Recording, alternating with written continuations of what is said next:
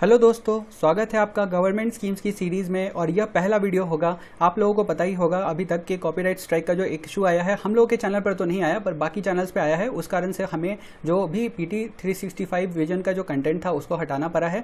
तो इसके लिए हम लोग को वापस से स्क्रैच से बनाना पड़ेगा सारे वीडियोज़ को। और हम लोग ऐसा नहीं है, हम लोग नहीं बनाना चाहते, हम लोग वापस से बनाएंगे और सारे वीडियोज़ को वापस खड़ा कर देंगे आपके सामने, जिससे आपका जो नुकसान हुआ है वो नुकसान ना हो। और वो सारी चीज़ें आप कंटेंट को क्या करेंगे, क्योंकि ऑलरेडी एक बार बन चुका है, तो अब वापस उसको बनाएंगे तो उसको और भी अच्छे इंप्रूव्ड तरीके से बनाएंगे और जो भी हम लोगों ने मिस्टेक्स किए होंगे उसको भी सुधार लेंगे। अब यह जो पहला वीडियो है इसमें आपको मैं फिर से वही चीज़ें एक्सप्लेन करूंगा कि इस पर्टिकुलर सीरीज़ में हम लोग क्या करेंगे। हम लोग एक विजन के डॉक्यूमेंट को लेंगे, उसके नोट्स को कवर करेंगे। इसके अलावा शंकर, राउज और इनसाइट, इन तीनों डॉक्यूमेंट को भी हम लोग साथ के साथ रेफरेंस करेंगे। तो 4 डॉक्यूमेंट को रेफर करने वाले हैं हम लोग और ऑब्वियसली उसके नोट्स बना के हम लोग करेंगे। और उसके बाद हम लोग साथ के साथ इसमें हम लोग क्या करेंगे कि इसमें MCQs तो रहेगा ही, जैसे MCQs हुआ करता था।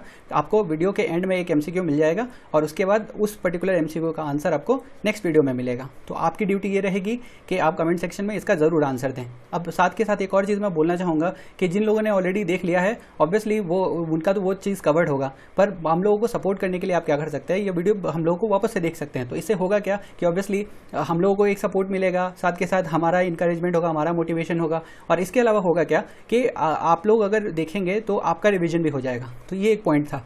और एक और पॉइंट मुझे बोलना था कि बहुत सारे लोग बोल रहे हैं कि उनको डिसकनेक्टेड लगता है मेरी वॉइस से, और ऑब्वियसली दिल्ली मुंबई सर तो बहुत अच्छा पढ़ाते ही हैं। तो मैं आपको यहाँ पे एक चीज़ बोलूँगा कि जो लोग जो भी कंटेंट डाल रहे हैं, आप कंटेंट पे फोकस करिए रादर देन वॉइस पे फोकस करने की जगह पे। तो उससे होगा क्या कि आपका ही फ़ायदा होगा, क्योंकि हम लोग भी मेहनत कर रहे हैं और हम लोग भी कोशिश कर रहे हैं कि जितना भी कंटेंट आपको दे वो अच्छी क्वालिटी का ही दें। ऑब्वियसली आप देखेंगे और आप फीडबैक देंगे तो उसके ऊपर ही हम लोग इंप्रूवमेंट करेंगे। तो चलिए अब हम लोग शुरू करते हैं। इस पर्टिकुलर वीडियो में हम लोग इंट्रोडक्शन देखेंगे कि आखिर हम लोग क्या क्या कवर करने वाले हैं, क्या क्या टॉपिक्स को देखेंगे, किस सीक्वेंस में कवर करेंगे। और इसके अलावा हम लोग देखेंगे कि सेंट्रल सेक्टर स्कीम क्या होता है और सेंट्रली स्पॉन्सर्ड स्कीम क्या होता है। और इसी पर्टिकुलर जो टॉपिक रहेगा इसी पर हम लोग एंड में क्वेश्चन भी देखेंगे। तो चलिए अब यह सीरीज़ को हम लोग वापस से शुरू करते हैं। तो यह रहा PDF जो कि हम लोगों ने एक तरह से नोट्स के फॉर्म में बनाया है। यह रहा, इसमें हम लोग देख सकते हैं कि मिनिस्ट्री सारे होंगे आपको एक तरह से। टोटल इसमें जो नंबर ऑफ मिनिस्ट्रीज़ हैं वो टोटल 50 के ऊपर हैं, ठीक है। टोटल अगर आप देखेंगे तो यहाँ पे 52 हो गए और साथ के साथ जो 53rd में यहाँ पे गवर्नमेंट, स्टेट गवर्नमेंट के जो भी स्कीम्स होंगे उसको भी हम लोग एक एक करके कवर करेंगे। तो अब हम लोग का स्टेप क्या होगा, पहले हम लोग क्या करेंगे कि जो भी मिनिस्ट्री को हम लोग मिनिस्ट्री को उठाएंगे, ठीक है। मिनिस्ट्री के बारे में जैसे फॉर एग्जाम्पल यहाँ पे ministry of agriculture and farmers welfare है, तो यह मिनिस्ट्री को हम लोग उठाएंगे और इसको उठाकर पहले हम लोग चेक करेंगे, पहले हम लोग इसके डिटेल्स को पढ़ेंगे, ठीक है, कि आखिर ये मिनिस्ट्री मतलब कैसे बनी है, इसके अंदर कौन से डिपार्टमेंट हैं, अभी प्रेजेंटली कौन यूनियन मिनिस्टर हैं। तो ये सारी चीज़ें हम लोग पहले देखेंगे, सारी डिटेल्स को कवर करेंगे। उसके बाद हम लोग इससे रिलेटेड जितने भी स्कीम्स होंगे उसको कवर करेंगे। और यहाँ पे जो आप ये डॉक्यूमेंट देख रहे हो या इंडेक्स देख रहे हो, एक तरह से यही सीक्वेंस हमारा रहेगा। मतलब सबसे पहले हम लोग स्टार्ट करेंगे ministry of agriculture and farmers welfare को, उसके बाद हम लोग फिशरीज पे जाएंगे, फिर आयुष, फिर उसी तरह आगे बढ़ते बढ़ते डिफेंस वगैरह कवर करते करते फिर हम लोग लास्ट जो अपना 53rd जो था स्टेट गवर्नमेंट स्कीम्स वाला, उसको हम लोग कवर करेंगे। अब यहाँ पे एक और बात आती है कि यह जो पर्टिकुलरली स्कीम्स है, तो अब ऐसा नहीं है कि एक ही वीडियो में मतलब एक जो मिनिस्ट्री है वो पूरा कवर हो जाएगा, क्योंकि एक मिनिस्ट्री के अंदर में काफ़ी सारे स्कीम्स हो सकते हैं और काफ़ी बड़े बड़े होते हैं।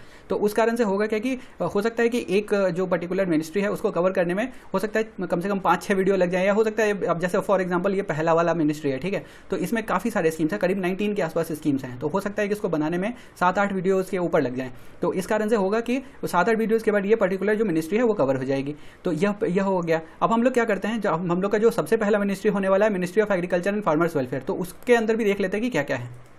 तो ये रहा ministry of agriculture and farmers welfare. और यहाँ हम देख सकते हैं कि अराउंड टोटल यहाँ पे 19 है टोटल। और यहाँ पे अदर इनिशिएटिव्स के अंदर में छोटे छोटे मतलब वन लाइनर टाइप के स्कीम्स को इन्होंने डिफाइन करके रखा हुआ है, ठीक है। तो यहाँ पे हम लोग वही करेंगे और नोट्स के फॉर्म में हम लोग ऑब्वियसली पढ़ रहे हैं, तो इसलिए हो सकता है कि थोड़ा मतलब नोट्स बनाने में भी समय लगे, पर हम लोग कोशिश यही करेंगे कि जल्दी से जल्दी आपको सारे वीडियोस वापस से मिल जाएं। एटलीस्ट जितने पहले से थे वो तो जल्दी मिल जाएं, और उसके बाद फिर हम लोग सीक्वेंस में जैसे हम लोग 1-2 वीडियोस करके डालते थे रोज, तो वो सारी चीज़ें करेंगे। तो नेक्स्ट वीडियो जो हमारा होगा पार्ट 1, जो मतलब एक तरह से पार्ट 2 होगा। अब पार्ट 1 नहीं, ये तो इंट्रोडक्शन है, फिर भी इसको पार्ट 1 मैंने नंबर दे दिया है। तो जो पार्ट 2 होगा, पार्ट 2 में हम लोग ये वाला पर्टिकुलर पहले 2 स्कीम या पहले 3 स्कीम हम इस तरह से ही उठाएंगे और उसको हम लोग कवर करेंगे। तो चलिए अब हम लोग क्या करते हैं, मैंने आपको जैसा बताया कि पहले हम लोग सेंट्रल सेक्टर स्कीम और सेंट्रली स्पॉन्सर्ड स्कीम को देखेंगे, तो उसको देखते हैं उसके डिटेल्स। तो अब हम लोग सेंट्रल सेक्टर स्कीम और सेंट्रली स्पॉन्सर्ड स्कीम को एक बार से अच्छे से डिस्कशन करते हैं। तो यहाँ पर सबसे पहला पॉइंट है कि सेंट्रल सेक्टर स्कीम आखिर इसकी फंडिंग कौन करता है। तो यह जो सेंट्रल सेक्टर स्कीम है इसकी फंडिंग जो है वो 100% फंडिंग यूनियन गवर्नमेंट करता है। तो यह जो पर्टिकुलर पॉइंट है इसको आपको बिल्कुल याद रखने की जरूरत है, क्योंकि यहाँ पे कंफ्यूजन क्रिएट हो सकता है। ठीक है, तो सेंट्रल सेक्टर स्कीम की 100% फंडिंग यूनियन गवर्नमेंट करता है, और अगर आपसे पूछा जाए कि स्टेट गवर्नमेंट कितनी फंडिंग करता है तो वो जीरो हो जाएगा। ठीक है, क्योंकि 100% तो ये कर रहा है तो जीरो हो गया। ट्रिकी क्वेश्चन एक तरह से इस तरह से बन सकता है। नेक्स्ट पॉइंट यहाँ पे ये है कि आखिर यह जो सेंट्रल सेक्टर स्कीम है इसका इंप्लीमेंटेशन कौन करता है। तो इसका इंप्लीमेंटेशन सेंट्रल गवर्नमेंट की मशीनरी करती है। ठीक है, तो ये दो जो इंपॉर्टेंट पॉइंट है 100% फंडिंग और implementation by central government machinery, ये दोनों पॉइंट बहुत इंपॉर्टेंट हो जाते हैं।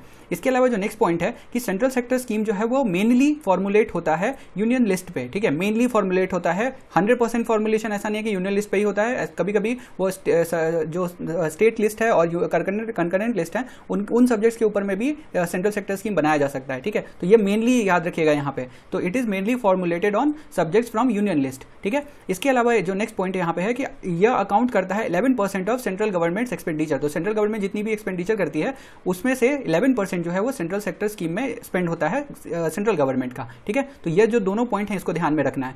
अब हम लोग तो ये दोनों पॉइंट से हुआ क्या कि सेंट्रल सेक्टर स्कीम के बारे में आपको सारी डिटेल्स मिल गई। अब हम लोग सेंट्रली स्पॉन्सर्ड स्कीम के बारे में पढ़ेंगे। तो यहाँ पे बताया है इन्होंने कि एक सर्टेन परसेंटेज जो है उसकी उस फंडिंग का वह जो है वो स्टेट गवर्नमेंट बॉन्ड करता है। ठीक है, तो यहाँ पे क्या हो रहा था, यहाँ पे स्टेट गवर्नमेंट का कोई कंट्रीब्यूशन नहीं था, पर सेंट्रली स्पॉन्सर्ड स्कीम में होता क्या है कि जो सेंटर है मतलब यूनियन गवर्नमेंट है और स्टेट गवर्नमेंट है वो फंडिंग को शेयर कर लेते हैं। जैसे फॉर एग्जांपल 60-40 के रेशियो में या फिर 90-10 के रेशियो में इस तरह से शेयर करते हैं। तो यहाँ हो गया पहली चीज कि सेंट्रली स्पॉन्सर्ड स्कीम में फंडिंग जो है वो शेयर्ड होता है सेंट्रल गवर्नमेंट और स्टेट गवर्नमेंट के बीच में, और नॉर्मली सेंट्रल गवर्नमेंट का जो है वो शेयर ज्यादा होता है। ठीक है, अब इसके बाद जो नेक्स्ट पॉइंट है वह है कि सेंट्रली स्पॉन्सर्ड स्कीम का जो इंप्लीमेंटेशन है वो स्टेट गवर्नमेंट करती है। ठीक है, सेंट्रल सेक्टर स्कीम में कौन करती है, तो सेंट्रल गवर्नमेंट करती है, पर यहाँ पे सेंट्रली स्पॉन्सर्ड स्कीम में कौन करती है, वो स्टेट गवर्नमेंट करती है। ठीक है, तो ये जो दो इंपॉर्टेंट पॉइंट है इसको ध्यान में रखना है।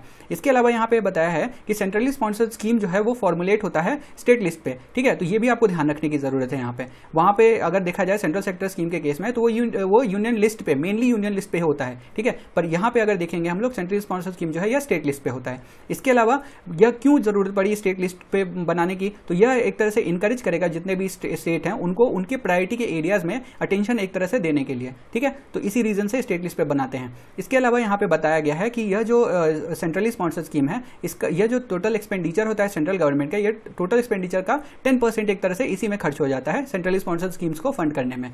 ठीक है, तो ये सारे इंपॉर्टेंट पॉइंट्स हो गए। अब आगे जो इंपॉर्टेंट नोट के टाइप पे आप तीनों पॉइंट हैं इसको आप ध्यान में रख सकते हैं कि पहले क्या होता था कि सेंट्रली स्पॉन्सर्ड स्कीम जो है वो हर 5 साल जो होता है 5 ईयर प्लान चलता था, उसके पीरियड के एंड होने पर यह जो सेंट्रली स्पॉन्सर्ड स्कीम है इसको रिविजिट किया जाता था, चेक किया जाता था उसका इंप्लीमेंटेशन कि वो इंप्लीमेंटेशन सही से हुआ है या नहीं, जो भी फंडिंग दिया गया वो सही से हुआ या नहीं, और बाकी चीज़ें देखी जाती थी और देखा जाता था कि उसको कंटिन्यू करने की जरूरत है या नहीं। ठीक है, पर जब हम जानते हैं कि डिसकंटिन्यू हो गया 5 ईयर प्लान और नीति आयोग आ गया, जो कि प्लानिंग कमीशन खत्म हुआ तो नीति आयोग आया, तो फिर नीति आयोग अपना विजन डॉक्यूमेंट देने लगा 7 साल 15 साल का। तो उसमें क्या हुआ कि उस केस में जो भी यह जो सेंट्रली स्पॉन्सर्ड स्कीम का सनसेट डेट है वो फाइनेंस कमीशन साइकिल के साथ हो गया। तो फाइनेंस कमीशन हमें पता है कि हर 5 साल पे एक तरह से गठन होता है उसका, तो उस कारण से इसको उसके साथ एक तरह से लिंकअप कर दिया गया। तो अब इसके बाद जो नेक्स्ट पॉइंट है वह है कि और जितने भी मतलब टोटल 28 सेंट्रली स्पॉन्सर्ड स्कीम्स हैं तो उसके सनसेट क्लॉज हैं ऑलरेडी, पर मनरेगा एक ऐसा स्कीम है जो कि सेंट्रली स्पॉन्सर्ड स्कीम होने के बाद भी इसका कोई सनसेट क्लॉज नहीं है। और मनरेगा कौन से मिनिस्ट्री के अंदर आता है, तो मिनिस्ट्री ऑफ रूरल डेवलपमेंट के अंदर आता है। तो अब हम लोगों ने ये जो बेसिक डिटेल्स है इसको सारे अच्छे से देख लिए, पर इसको मैं आपको टेबुलर फॉर्म में भी एक बार दिखाता हूँ जिससे आपको याद करने में आसानी पड़े। तो यह बेसिकली मैंने नोट्स बनाया है, और नोट्स मैंने इस तरह से बनाया कि टैबुलर फॉर्म में आप कंपैरिजन भी कर ले दोनों जो स्कीम्स हैं, सेंट्रल सेक्टर स्कीम और सेंट्रली स्पॉन्सर्ड स्कीम, इन दोनों को, और साथ के साथ मैंने यहाँ पे कुछ एक एक्स्ट्रा एडिशनल डिटेल्स भी बताया है। तो यहाँ देखते हैं, पहली चीज़ें हम लोग इन दोनों को कंपेयर कर लेते हैं। तो सेंट्रल सेक्टर स्कीम के केस में 100% फंडिंग यूनियन गवर्नमेंट करती है, वहीं सेंट्रली स्पॉन्सर्ड स्कीम में दोनों सेंट्रल और स्टेट गवर्नमेंट एक तरह से फंडिंग को बांट लेती हैं, और यहाँ पे जो एक तरह से शेयरिंग होता है 60-40, 50-50, 70-30 इस तरह से होता है। इसके अलावा सेकेंड पॉइंट है कि सेंट्रल सेक्टर स्कीम का जो इंप्लीमेंटेशन है वो सेंट्रल गवर्नमेंट मशीनरी करती है, पर यहाँ पे अगर देखिएगा सेंट्रली स्पॉन्सर्ड स्कीम के केस में तो इसका इंप्लीमेंटेशन स्टेट गवर्नमेंट करती है। इसके बाद थर्ड पॉइंट है कि यह जो सेंट्रल सेक्टर स्कीम्स है यह मेनली फॉर्मुलेट होता है यूनियन लिस्ट के सब्जेक्ट्स पर, ठीक है, पर सेंट्रली स्पॉन्सर्ड स्कीम जो है यह जो फॉर्मुलेशन इसका होता है यह स्टेट लिस्ट के सब्जेक्ट पर होता है। इसके अलावा यहाँ पे बताया गया है कि सेंट्रल गवर्नमेंट का जो भी एक्सपेंडिचर होता है उसका 11% अकाउंट करता है सेंट्रल सेक्टर स्कीम्स, पर यहाँ पे इन्होंने बताया है कि सेंट्रल गवर्नमेंट का एक्सपेंडिचर जो है सेंट्रली स्पॉन्सर्ड स्कीम में 10% के आसपास होता है, ठीक है। अब हम लोग आते हैं कि अब डिटेल्स तो आपने लिख लिया, तो पर आपको एग्जांपल्स भी पता होनी चाहिए। तो सेंट्रल सेक्टर स्कीम्स में कौन से एग्जांपल्स हो जाएंगे, तो एक हो गया Bharat net, LPG connection to poor households, Namami Gange, तो ये सारी चीजें आप लिख सकते हैं एज एन एग्जाम्पल। और अब आते हैं सेंट्रली स्पॉन्सर्ड स्कीम में, तो सेंट्रली स्पॉन्सर्ड स्कीम में जो है यहाँ पे एग्जाम्पल को आप 3 पार्ट में बांट सकते हैं। एक हो गया कोर ऑफ द कोर, दूसरा हो गया कोर स्कीम्स और तीसरा हो गया ऑप्शनल स्कीम्स। तो अब हम लोग इन तीनों जो कैटेगराइजेशन है इसके अंदर कौन से स्कीम्स आएंगे उसको देखते हैं। तो जो सबसे पहला कैटेगराइजेशन है core of the core schemes, इसके अंदर कौन से स्कीम्स आएंगे, तो नेशनल सोशल असिस्टेंस प्रोग्राम आएगा, मनरेगा आएगा, उसके बाद अम्ब्रेला प्रोग्राम्स आएंगे। तो कौन से तो डेवलपमेंट ऑफ शेड्यूल्ड ट्राइब, फिर development of minorities, development of other vulnerable groups, तो ये सारे जो स्कीम्स हैं ये core of the core schemes में आएंगे। और ये किसका एग्जाम्पल है, तो सेंट्रली स्पॉन्सर्ड स्कीम का एग्जाम्पल है, इसको ध्यान रखिएगा। फिर आते हैं दूसरा कैटेगराइजेशन, तो दूसरे कैटेगराइजेशन में क्या क्या आएगा, तो इसमें कोर स्कीम्स आएंगे। तो जैसे फॉर एग्जाम्पल स्वच्छ भारत मिशन हो गया, मिड डे मील हो गया, अमृत हो गया, नेशनल हेल्थ मिशन हो गया, तो ये सारी चीजें कोर स्कीम्स में आ जाएंगी। इसके अलावा जो थर्ड पॉइंट यहाँ पे इन्होंने बताया वो है ऑप्शनल स्कीम्स कौन से होंगे, तो बॉर्डर एरिया डेवलपमेंट प्रोग्राम या श्याम प्रसाद मुखर्जी अर्बन मिशन, तो ये सारी जो स्कीम्स है ये ऑप्शनल स्कीम्स के अंदर में आएंगे। तो ये तो हो गया टोटल, एक तरह से डिटेल बता दिया मैंने आपको कि सेंट्रल सेक्टर स्कीम क्या होता है, सेंट्रली स्पॉन्सर्ड स्कीम क्या होता है, और उसके एग्जाम्पल्स भी बता दिए मैंने आपको। और ये पर्टिकुलर चीज जो यहाँ पे लिखी है ये नोट के फॉर्म है और ये मैंने आपको ऑलरेडी डिस्कस करके बता दिया है। तो हमारा जो डिस्कशन है पर्टिकुलरली इस वीडियो में ये स्कीम से रिलेटेड, सेंट्रल सेक्टर स्कीम और सेंट्रली स्पॉन्सर्ड स्कीम से रिलेटेड यह यहाँ पे कवर हो गया है। अब हम लोग क्या करते हैं, इसी के ऊपर मैंने एक क्वेश्चन बनाया है, तो उस क्वेश्चन को हम लोग देखते हैं। ऑलरेडी बहुत सारे लोगों ने आंसर किया था, करेक्ट आंसर किया था, पर हो सके अगर आपको पता है तो आप फिर से इसको आंसर कर सकते हैं। तो इस वीडियो का जो क्वेश्चन है हमारे पास वह है कि consider the following regarding schemes, ठीक है। पहला स्टेटमेंट है कि central sector schemes are formulated on union list while centrally sponsored schemes are formulated on state list. अब यहाँ पे लास्ट टाइम कंफ्यूजन हुआ था, तो यहाँ पे बता दे रहा हूं मैं कि mainly formulated on union list है और साथ के साथ centrally sponsored schemes are formulated on state list. तो ये पहला स्टेटमेंट हो गया। अब दूसरा स्टेटमेंट है कि Ayushman Bharat and Swachh Bharat mission are centrally sponsored schemes. तो यहाँ पे आपको इन दो स्टेटमेंट के बेसिस पे आपको करेक्ट आंसर को चुनना है और हम कमेंट सेक्शन में इसका आंसर देना है। फिर जो लोग इस पर्टिकुलर क्वेश्चन का सही आंसर देंगे उसका उन लोगों का मैं नाम अगले वीडियो में आपको वीडियो के एंड में जरूर बताऊंगा, अच्छे से बताऊंगा। और इसके अलावा फिर वही है कि अगर आप सपोर्ट करेंगे तो हमें हमारा ही फायदा होगा और आपका भी फायदा होगा। तो प्लीज आप इस पर्टिकुलर क्वेश्चन का जरूर कमेंट सेक्शन में आंसर करें।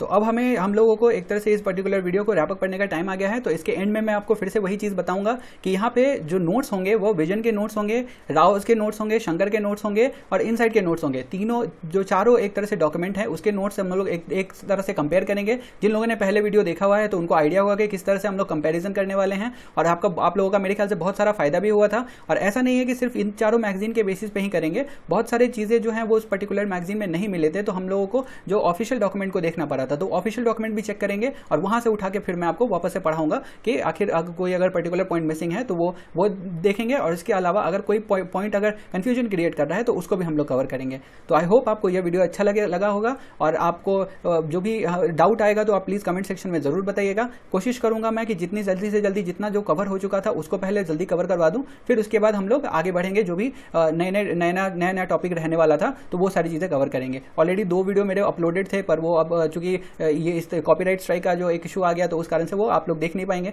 तो वही है कि फिर से बनाना पड़ रहा है, कोई इशू नहीं है, वापस से बनाएंगे, वापस से खड़े होंगे और आपका काम यही होगा कि हम लोग को सपोर्ट करते रहें। So thank you so much for watching. अगले वाले वीडियो के लिए वेट करें और हमारे साथ बने रहें। Stay safe and study hard.